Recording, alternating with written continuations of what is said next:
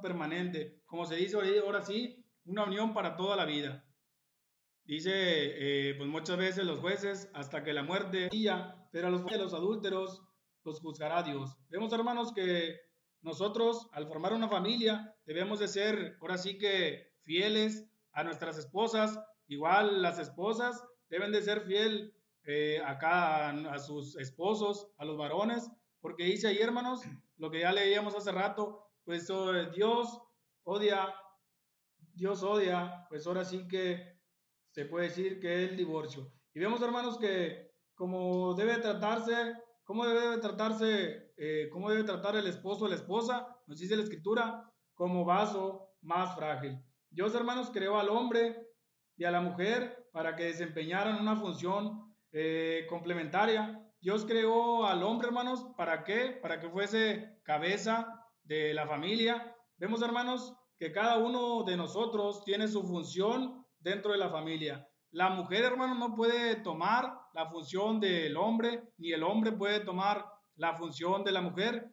Cada uno de ellos, hermanos, pues tienen una función. Vamos a dar una función del hombre, pues que es trabajar, llevar el sustento diario a la casa. ¿Para qué, hermanos? Para darle lo mejor a la familia, para darle lo mejor a la esposa, para darle lo mejor a los hijos. Y la esposa podemos dar también, pues ahora sí que algún rol, que ella puede, el rol de ella es criar a los hijos, llevarlos bien para que estén pues bien dentro de la familia. Y vemos, hermanos, el hombre debe de amar a su cónyuge, el hombre debe de amar a su ayuda idónea. Vemos, hermanos, que esta palabra ayuda idónea, pues ahora sí que es una complementariedad del hombre. El hombre, hermanos, no está completo hasta que se casa. No está completo, hermanos, el hombre hasta que tiene esa ayuda idónea. Y vemos, hermanos, que la mujer, pues también debe de tener pues ahora sí que esa amor hacia su esposo. Vemos, hermanos, que al formar ese matrimonio, ya entonces entran en la familia, porque ya decíamos que la familia se complementa solamente del esposo y la esposa, y ya al tener ellos ese matrimonio, pues ya entonces viene la bendición de Dios. Los voy a invitar allá a Salmos 127:3.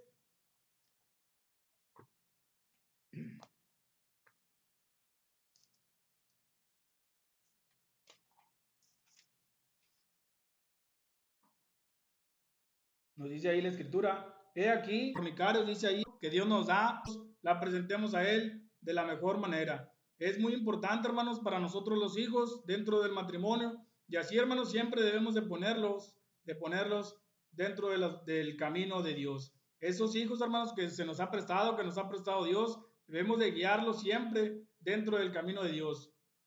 Y Dios quiere, hermanos, que esos hijos que nosotros, que se nos han prestado, sean felices y siempre enseñarles el mejor camino.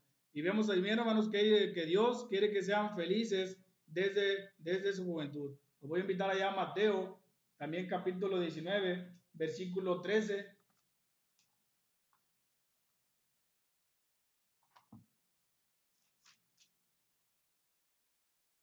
Nos dice ahí la escritura. Entonces le fueron presentados unos niños para que pusiese las manos sobre ellos y orase, y los discípulos le reprendieron. Dice ahí, pero Jesús dijo, dejad a los niños venir a mí y no se los impidáis, porque de los tales es el reino de los cielos. Dice ahí, habiendo puesto sobre ellos las manos, se fue de ahí. Vemos, hermanos, que dentro de la iglesia, los hijos pues son una bendición, lo que ya decíamos, y por eso siempre debemos de traerlos, de desear que ellos, al igual que nosotros, estén dentro del camino de Dios. Debemos de desear, hermanos, que nuestra familia sea salva. Debemos de desear, hermanos, que nuestra familia reciba la bendición de la vida eterna, de estar con Dios. Sabemos, hermanos, que la salvación de cada uno de nosotros, de nuestra familia, es individual, pero nosotros, hermanos, siempre debemos de desear que nuestra familia pues sea salva. Que siempre les digo a nuestros hermanos en la congregación del Paso Real, que qué triste sería en aquel día que familias enteras, hermanos, que familias enteras, pues ellos sean separados en aquel día, que muchas veces sean, pues, como dice, unos a la derecha y otros a la izquierda. Qué triste será, hermanos, que en aquel día, pues, no estemos cerca de nuestra familia. Cuando venga el Señor, hermanos, se pierda nuestro ser querido y esté en tormento, así como pues estaba en tormento el rico. Qué triste sería para nosotros que un hijo de nosotros, que la esposa de nosotros esté siendo atormentada en aquel día del juicio. Y por eso, hermanos, nosotros debemos de desear que nuestra familia siempre esté en las manos de Dios, siempre esté dentro del camino de Dios, nuestra familia carnal, y estando por la eternidad alabando y glorificando a Dios. No esperemos, hermanos, a que sea demasiado tarde, no esperemos a que nuestra familia se pierda. Dice la Escritura que podemos corregir a los jóvenes desde pequeños, podemos llevarlos dentro del camino de salvación. Vemos, hermanos, que a nuestros seres queridos le podemos hablar de la palabra de Dios. No hay necesidad, hermanos, de ir con nuestros seres queridos que están en otras partes, de irles a hablar a nuestros familiares que están lejos, no, hermanos, sino que todos nuestros seres queridos podemos hablarles. Vemos, hermanos, que hoy es el día para que esos seres queridos, para que nosotros podamos estar con nuestra familia, para que nosotros podamos darle lo mejor a nuestra familia carnal y también a nuestra familia espiritual, hermanos. Siempre debemos de desear lo mejor. Cuando usted vea que la familia de Dios, pues ahora sí que se está tambaleando, dice la Escritura, que nosotros debemos pues ahora sí que estar con ellos,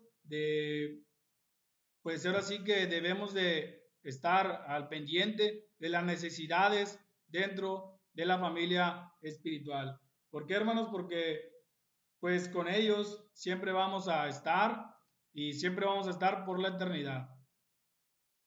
Bueno, hermanos, esto ha sido todo de mi parte. Que el Señor los bendiga.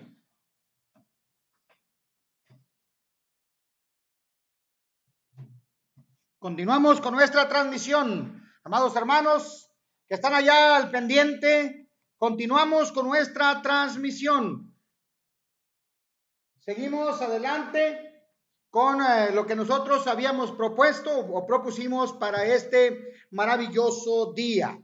Quiero que sepan que es importantísimo que nosotros, de la forma en que estamos al pendiente de la familia carnal, también es importante estar al pendiente de la familia espiritual. Así es que, amados hermanos, hay mucho por hacer, hay mucho que trabajar. El martes pasado estábamos viendo acerca de la gracia de Dios. Estábamos viendo la gran bendición que tenemos, amados hermanos, de disfrutar de la divina gracia de nuestro Padre Celestial.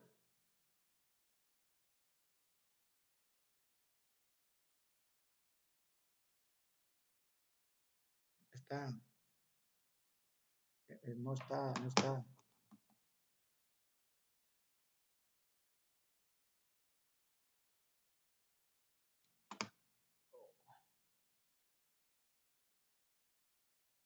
No está grabando.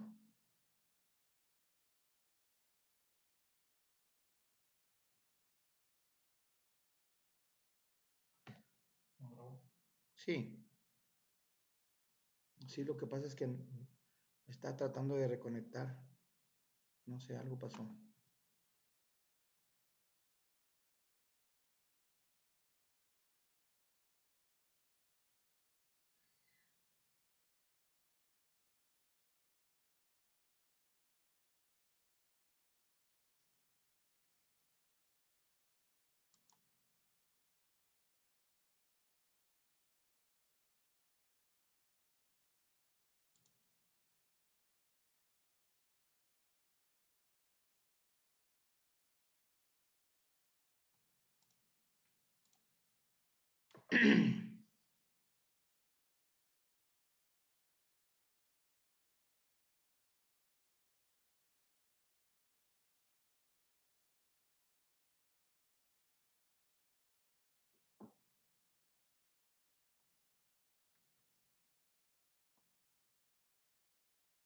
Gracias a los que nos están escuchando, aquellos que siguen pendiente de la transmisión. Tuvimos una falla por allí, una falla técnica con la transmisión. Estamos ahorita con los problemas que hubo de lluvia. Al parecer, por ahí tuvimos una falla en la transmisión, pero seguimos conectados, amados hermanos, amigos que nos están escuchando, que están al pendiente de nosotros en todas las partes del mundo. Hermanos, amigos que están allí al pendiente, déjenme decirles que seguimos hablando de la gracia. Esta semana que está transcurriendo, el día pasado que transmitimos, el día martes que estuvimos transmitiendo, estábamos hablando acerca de la gracia de Dios. Dijimos también que la gracia es, hermanos, un favor de Dios. Eso fue lo que dijimos. Decíamos nosotros que nosotros tenemos que tener cuidado cuando aprendamos y entendamos lo que es la gracia. La gracia, entonces, es el tema central de la Biblia, hermanos, amigos. Todos necesitamos del Evangelio, todos necesitamos de la gracia. Así es que quien predica del Evangelio está predicando de la gracia de Dios. Romanos 3:23 dice, por cuanto todos pecados están destituidos de la gracia de Dios. Es decir, que todos, de una forma u otra, judíos y gentiles, hemos pecado, o en aquel tiempo Pablo lo explicaba y que habían pecado. Así es que entonces ambos, judíos y gentiles, necesitaban de la gracia de Dios, como hoy día también nosotros seguimos necesitando la gracia de Dios. Les decía a ustedes, recapitulando lo que vimos en el martes, déjenme platicarles que hay algunos grupos religiosos que tienen algunos sacramentos, como le llaman ellos, administrados por personas, por miembros del grupo religioso, que tienen ciertas enseñanzas respecto al pecado original. Es decir, que el hombre nace en pecado, totalmente depravado e incapacitado espiritualmente para creer en Dios o para amarle. Así es que el hombre siempre está inclinado al mal, es lo que dicen, bueno, y que va a permanecer el pecado original. También, hermanos, hay unas expresiones ahí con respecto a la elección especial, a la expiación limitada, a la gracia irresistible, la perseverancia de los santos y la salvación por gracia solamente. Así es que, como una salvación incondicional. Aquí lo que decimos es que están torciendo la escritura y debemos ser nosotros respetuosos, pero también podemos señalar y debemos señalar cuando se está torciendo la escritura. Así es que entonces, hermanos, aunque el hombre tenga una naturaleza corrupta, también es entendible que el hombre mismo recurre a Dios, y Dios, hermanos, está al pendiente del hombre en cuanto a este sentido. ¿Qué es lo que dice? Bueno, la escritura dice que Dios provee la gracia, y el hombre acepta la gracia a través del llamamiento, de la obediencia, del sacrificio de nuestro Señor Jesucristo. Efesios 2:8, por gracia sois salvos por medio de la fe, y esto no de vosotros, pues es un don de Dios, es una gracia de Dios. Por gracia sois salvos. Es decir, entonces, que nosotros que tenemos el acceso, hermanos, a nuestro Dios por medio de Jesucristo, pero para eso necesitamos haber conocido el Evangelio. Así es que, salvos pues por la gracia, por medio del Evangelio, en la obediencia a nuestro Señor Jesucristo.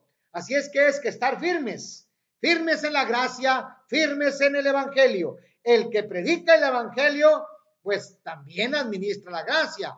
Así es que nosotros tenemos que predicar el evangelio puro para seguir predicando la gracia pura de nuestro Dios.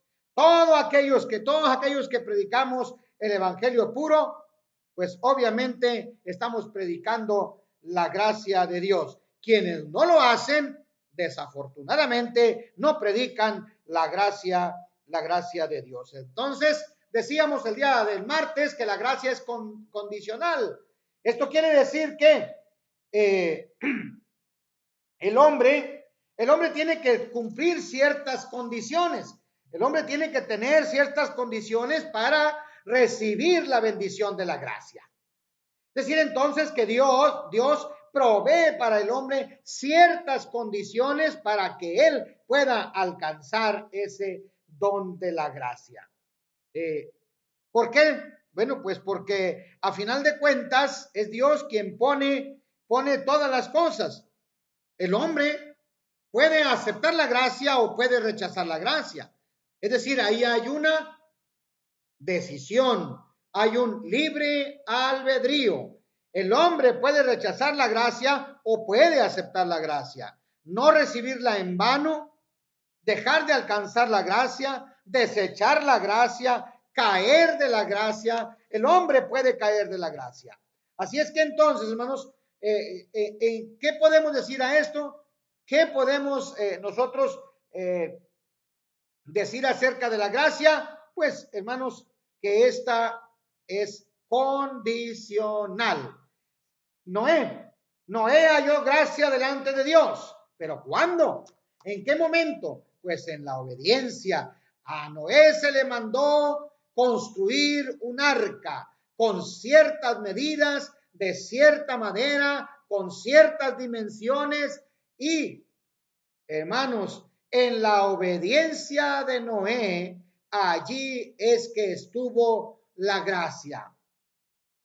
Es decir, entonces, en esa obediencia es en la que Noé encuentra la gracia. ¿Por qué? Pues porque hizo todo conforme Dios le mandó. ¿Recuerdan ustedes a Josué, el gran conquistador? ¿Le recuerdan ustedes que hablábamos de esto el martes pasado, la clase pasada? Josué se le dijo, nada más tienes que esforzarte y ser valiente. Mira que yo entrego en tus manos a Jericó. ¿Recuerdan ustedes que decíamos que el mandato de Dios para Josué era rodear la ciudad? Habría de rodear la ciudad, pero no solamente era rodear la ciudad, sino que también en el mandato preciso de nuestro Dios era tocar la bocina, tocar el cuerno, tocar la trompeta con tanta intensidad como fuera posible. Y no solamente era eso, sino que el pueblo tenía que gritar lo más fuerte posible. ¿Y qué pasó? Pues en la obediencia esta, en cuanto a la obediencia de Josué, dice la escritura que en cuanto ellos hicieron esto, rodearon la ciudad y ellos también tocaron la trompeta y gritaron en una obediencia completa a nuestro Dios. ¿Y qué pasó? Jericó, hermanos, fue conquistada por Josué. Los muros de Jericó fueron derribados. Aún, hermanos, derribados, y el pueblo pudo entrar para conquistar. La puerta de entrada a la tierra prometida estaba allí. Hermanos, se estaba abriendo de par en par, pero estaba de por medio la gracia divina. ¿En dónde? Pues en la obediencia a nuestro Padre celestial. ¿Cómo no recordar a aquel general sirio? Recuerden ustedes que en esta clase pasada también se lo refería. ¿Cómo no recordar a aquel Naamán el sirio, aquel general que estaba lleno de lepra y que vino hasta el hombre de Dios, vino hasta el varón de Dios, hasta el profeta, a solicitar su ayuda? Este le manda que se se vaya y se zambulla allí en el río Jordán por 7 veces. 7 veces en el río Jordán necesitaba zambullirse. Naamán inmediatamente replica esta decisión del profeta y estaba replicando el poder de Dios. ¿Sí? Sin embargo, la expresión de él fue muy clara. ¿Qué no hay en Siria los ríos de Habana y Farfar que están mucho más cristalinos que estas aguas todas lodosas, todas revueltas del Jordán? No me voy a zambullir. Pero luego ahí los siervos le reconvienen y en cierta forma obedece. Y lo hace, hermanos. ¿Y qué alcanzó? Gracia divina. Porque la gracia está allí, en la obediencia, en hacer lo que Dios le dijo. Hablábamos también nosotros de aquel ciego que el Señor le manda que vaya y se lave al estanque de Siloé. Seguramente pudo haberlo hecho en cualquier lado. Seguramente este hombre ciego pudo haberse lavado en cualquier lugar. Pero la expresión exacta del Señor Jesús era: ve y lávate al estanque de Siloé. Es decir, en esa expresión, ahí está la obediencia y ahí precisamente está la gracia. Bueno, también decíamos nosotros, visitábamos este martes pasado acerca de el que creyera y fuera bautizado. Marcos 16:16. El que pecador tiene que ser bautizado para ser salvo. Ahí está una obediencia. Allí está una razón por la cual la gracia de Dios debe obedecerse en toda su plenitud. El que creyere, y esa es la condición. No basta solamente con creer, sino también hay que recurrir a la otra instancia, tal y como lo dice Marcos. Obedecer esta cuestión es, hermanos, administrar la gracia. Obedecer este mandamiento es tanto como obedecer el evangelio y es tanto como obedecer la gracia de Dios. Es decir que todos los favores de Dios y las bendiciones de Dios siempre son condicionales. Es Dios quien pone la condición. No somos nosotros quien ponemos condición a Dios. No, es Dios quien pone la condición para alcanzar su gracia divina. Bueno, pues vamos a continuar entonces hablando acerca de la gracia. La gracia de Dios hace posible el ser reconciliados con Dios. Vayamos a segunda carta a los Corintios, por favor, en el capítulo 5 y en el verso 20. Segunda de Corintios, capítulo 5, verso 20, por favor, quien tiene Biblia, puede usted leerla ya donde está usted, en casita, en su lugar, en donde esté, en su trabajo, tal vez esté en su negocio, o si está usted descansando, pues tome su Biblia, por favor. Segunda carta a los Corintios, capítulo 5. Miren ustedes lo que dice en el verso 20. Así que somos embajadores en nombre de Cristo, como si Dios rogase por medio de nosotros. Os rogamos en el nombre de Cristo, reconciliaos con Dios. La gracia de Dios hace posible la reconciliación con Dios, dice segunda carta a los Corintios. El apóstol Pablo, escribiendo a los hermanos de Corintios, les dice: reconciliaos con Dios. Así que nosotros somos embajadores en el nombre de Cristo, como si Dios rogase por medio de nosotros. ¿Y qué ruega? Pues dice: aquí les rogamos en el nombre de Cristo, por favor, reconcíliense con Dios. La gracia de Dios la podemos encontrar allí, en la obediencia, en reconciliarnos con Dios.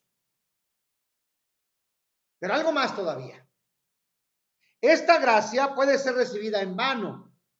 No solamente es esta expresión, sino podemos recibir la gracia y podemos tomar de la gracia, pero la podemos tomar en vano. Recuerdan ustedes que también en la clase pasada hablábamos de esta parte. ¿Cómo podemos nosotros tomar de la gracia en vano? Segunda de Corintios capítulo 6, ahí está, ahí estamos en el siguiente capítulo, pero ahora vamos a ver los versos 14 al 18. Dice, no os unáis en yugo desigual con los incrédulos. ¿Por qué? ¿Qué compañerismo tiene la justicia con la injusticia? ¿Y qué comunión la luz con las tinieblas? ¿Y qué concordia Cristo con Belial? ¿O qué parte es el creyente con el incrédulo? ¿Y qué acuerdo hay entre el templo de Dios y los ídolos?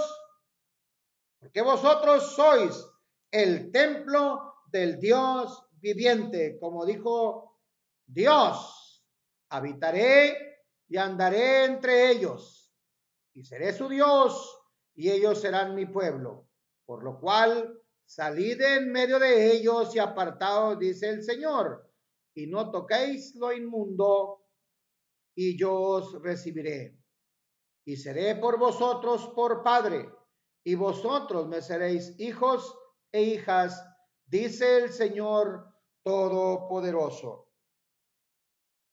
¿Cómo nosotros podemos recibir la gracia de Dios en vano? Es muy simple. Dice la carta a los Corintios, andando en tinieblas. Cuando tú rechazas la palabra de Dios, cuando tú, amigo, rechazas la palabra de Dios, cuando tú, hermano, estás rechazando la instrucción divina, déjame decirte que estás rechazando la gracia de Dios. Sigues estando en tinieblas. Sigues allí pegado a los ídolos. Sigues estando cerca de ellos.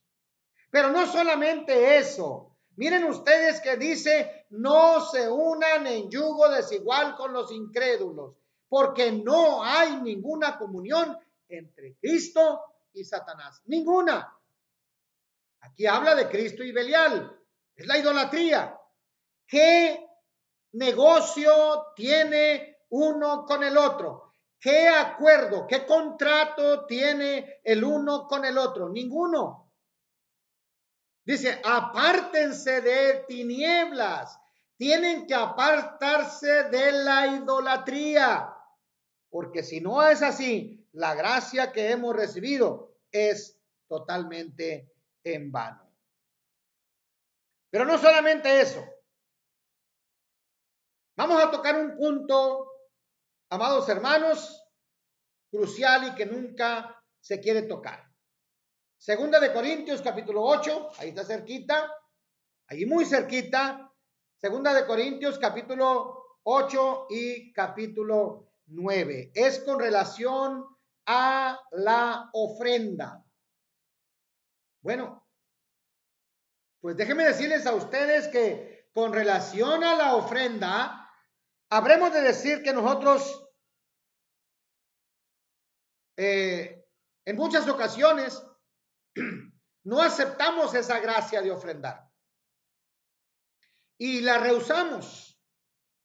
Pero no solamente la rehusamos categóricamente no haciéndolo, sino que la rehusamos nosotros no preparándonos con la ofrenda.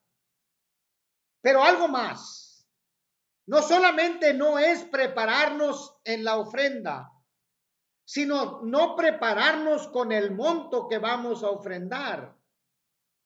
Dicho de otra forma, si el mandamiento dice, aparten, bueno, es que hay que apartarlo para que sea guardado allí en el tesoro de la iglesia, para que sea guardado allí en esa administración propia, como dice el apóstol Pablo, esta gratificación o esta ofrenda que nosotros administramos.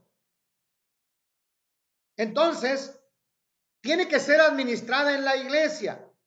Pero también el apóstol Pablo está diciendo ahí que tiene que ser cada uno. Y cuando nosotros no hacemos esto y no obedecemos esto y en cierta forma no ofrendamos cada uno, entonces estamos faltando a la gracia divina. Estamos rechazando esa gracia divina de poder participar ¿con qué? Pues con la ofrenda para los santos. Pero no solamente esto, sino que también dice el apóstol Pablo allá en el capítulo 8, en el verso 20. Esta ofrenda que abundante que administramos, ofrenda abundante. Vean ustedes que está diciendo ahí que es una ofrenda no escasa, una cantidad no escasa. Y si nosotros vamos al capítulo 9, dice que el que siembra escasamente también cosechará escasamente. Es decir, cuando nosotros no solamente no nos preparamos, sino que no sabemos ni el monto que vamos a ofrendar y solamente ofrendamos de lo que sobró y no apartamos nosotros para Dios lo primero. Déjenme decirles a ustedes que entonces estamos recibiendo la gracia de Dios en vano. Estamos rechazando esta bendita gracia de ofrendar para los santos. ¿Por qué? Porque hay una bendición, amados hermanos. Porque el que siembra generosamente, pues generosamente también va a cosechar. Esta es la bendición de Dios. El que siembra generosamente, generosamente también va a cosechar. Así es que entonces, la gracia de Dios nosotros la podemos recibir en vano si no hacemos correctamente nuestra selección para la ofrenda y si no ofrendamos correctamente. Y poderoso es Dios para hacer que abunde en vosotros toda gracia, a fin de que, teniendo siempre en todas las cosas todo lo suficiente, abundéis para toda buena obra, como está escrito, repartió, dio a los pobres, su justicia permanece para siempre, y el que da semilla al que siembra, y pan al que come, proveerá y multiplicará vuestra sementera, y aumentará los frutos de vuestra justicia, para que estéis enriquecidos en todo, para toda liberalidad, la cual produce por medio de nosotros acción de gracias a Dios. Así es que hay que tener mucho cuidado, amados hermanos, mucho cuidado con la administración de la ofrenda y con no hacer la ofrenda correctamente, pues es una gracia de Dios. Y esta gracia de Dios tenemos que tener cuidado nosotros de hacerlo correctamente, de tal forma que podamos nosotros ser generosos en la ofrenda, apartar la ofrenda y cada uno de nosotros participar de esta gracia divina, para que la gracia de Dios no sea en vano. Pero algo más. Yo ayer les decía, vamos a profundizar un poco más. ¿Cómo nosotros podemos recibir la gracia de Dios en vano? Cuando recibimos y seguimos a falsos maestros. Segunda de Corintios, ahí estamos en Segunda de Corintios, pero ahora vamos al capítulo 11. Al capítulo 11 y el verso 13 dice, porque estos son falsos que apóstoles, obreros fraudulentos que se disfrazan como apóstoles de Cristo. Oigan ustedes que está hablando de falsos apóstoles. ¿Cómo recibimos nosotros la gracia de Dios? Pues precisamente de esta manera, por gracia. Pero miren ustedes que cuando la podemos hacer en vano, dijimos, cuando recibimos o seguimos nosotros a los falsos maestros, a los falsos apóstoles, a los obreros fraudulentos que se disfrazan como apóstoles de Cristo? Y no es maravilla, porque el mismo Satanás se disfraza como ángel de luz. Así que no es extraño si también sus ministros se disfrazan como miembros de justicia, como ministros de justicia, cuyo fin será conforme a sus obras. ¿Quieres recibir la gracia de Dios? Pues entonces tienes que estar al pendiente de la sana doctrina. Si tú recibes a falsos maestros, si tú recibes a falsos apóstoles, entonces estás recibiendo la gracia de Dios en vano. El evangelio de Cristo lo estás recibiendo en vano. Pero algo más todavía.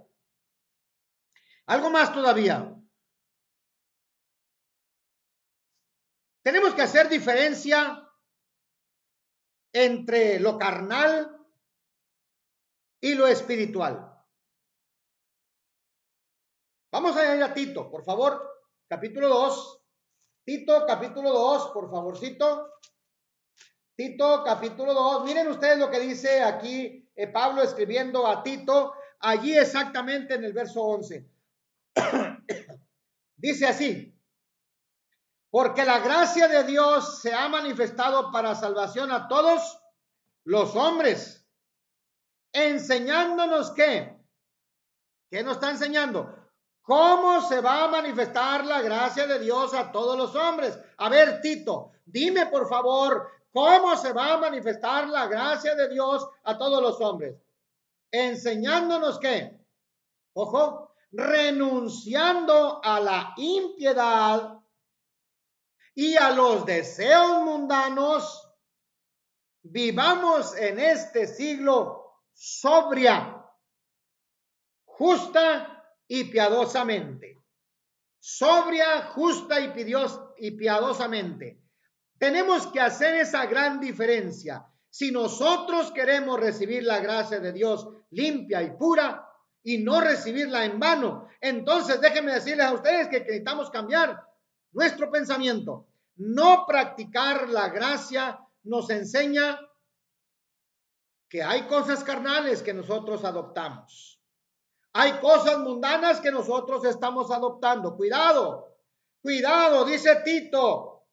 Estás recibiendo la gracia de Dios en vano. El evangelio de salvación lo estás recibiendo en vano. Si sigues enfrascado en los deseos mundanos y si sigues enfrascado en las cosas carnales. Así dice. Renunciando a la impiedad. ¿Y a qué más? A los deseos mundanos. Tenemos que hacer esto. Si no, la gracia de Dios es totalmente en vano. Bueno, ¿qué podemos decir? ¿Cómo estamos trabajando? ¿Cómo estamos nosotros hablando? ¿Qué estamos haciendo al respecto? ¿Estamos trabajando sobre la gracia? ¿Estamos trabajando en ese evangelio puro? ¿Estamos predicando la sana doctrina, aquella que Pablo está escribiendo a los apóstoles, a Tito, a sus colaboradores, a Timoteo? La sana doctrina es indispensable, hermanos, porque es el sano evangelio, es el evangelio puro. Si nosotros no predicamos el evangelio puro, estamos corrompiendo la gracia divina de Dios. Y esto no debemos hacerlo. Esto no debe hacerse. ¿Cuál es la razón de no hacerlo?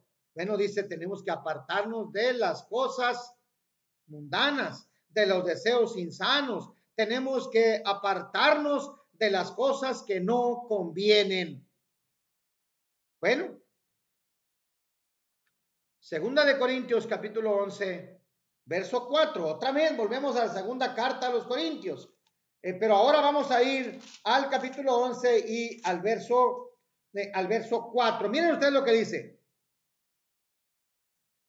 Porque si viene alguno predicando a otro Jesús que el que os hemos predicado, o si recibís otro espíritu que el que habéis recibido, u otro evangelio que el que habéis aceptado, ustedes lo toleran. ¿Cuándo recibimos la gracia de Dios en vano? Cuando predicamos a otro Jesús. Cuando predicamos de otro espíritu. O cuando recibimos a un espíritu que no es de Dios. Y más aún, cuando escuchamos otro evangelio. Un evangelio diferente. Nosotros cuando hacemos estas acciones, estamos, hermanos, amigos, radioescuchas, cibernautas, que están allá atrás de sus monitores, de sus dispositivos móviles. Déjenme decirles a ustedes que la gracia de Dios es el evangelio de Jesucristo. La gracia debe ser pura, así como el evangelio de Jesucristo es puro. Y nos ayuda a nosotros a ser mejores todos los días. ¿Qué pues es la gracia de Dios? Recuerden ustedes que el martes estábamos hablando acerca de eso. ¿Qué es la gracia? No es, hermanos, solamente lo que nosotros podemos entender o decir. No es el favor de Dios recibido a través de ciertos sacramentos administrados por no sé qué grupos religiosos por allí. No, eso no es la gracia de Dios.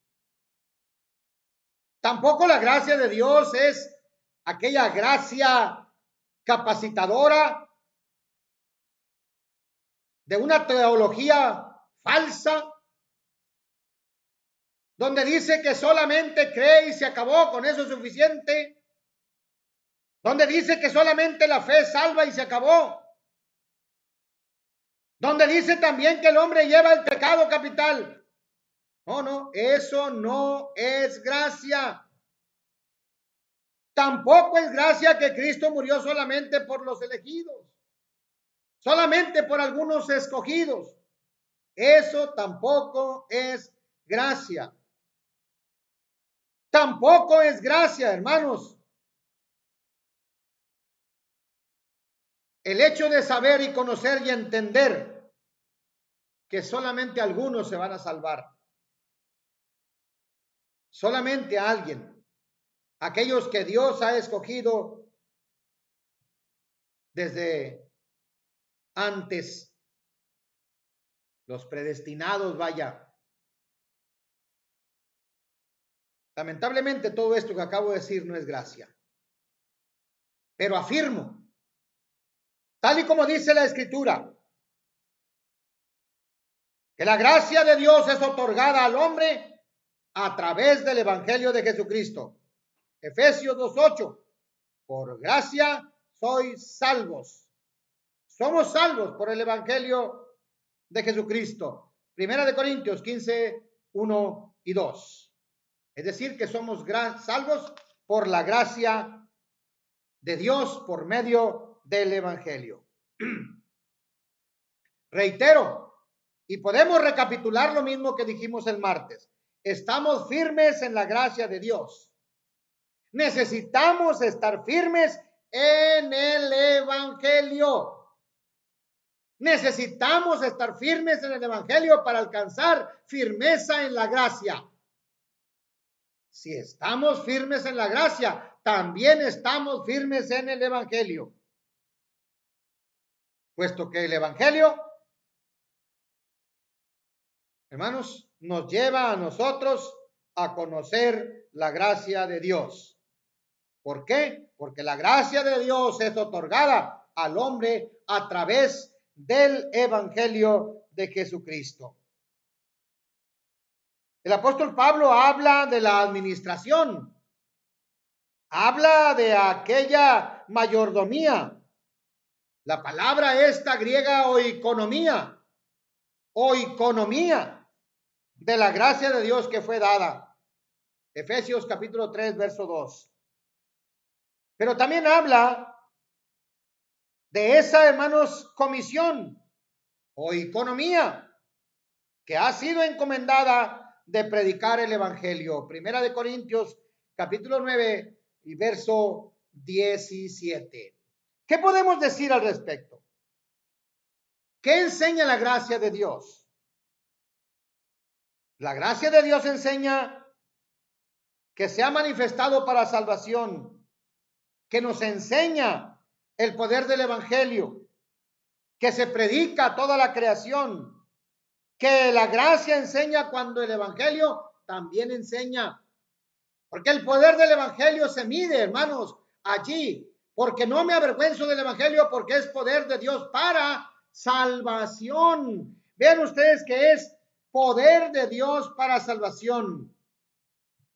El apóstol Pablo habla del evangelio de la gracia de Dios y también habla de la palabra de su gracia. Así es que entonces, todos los que predicamos el evangelio puro, predicamos de la gracia de Dios.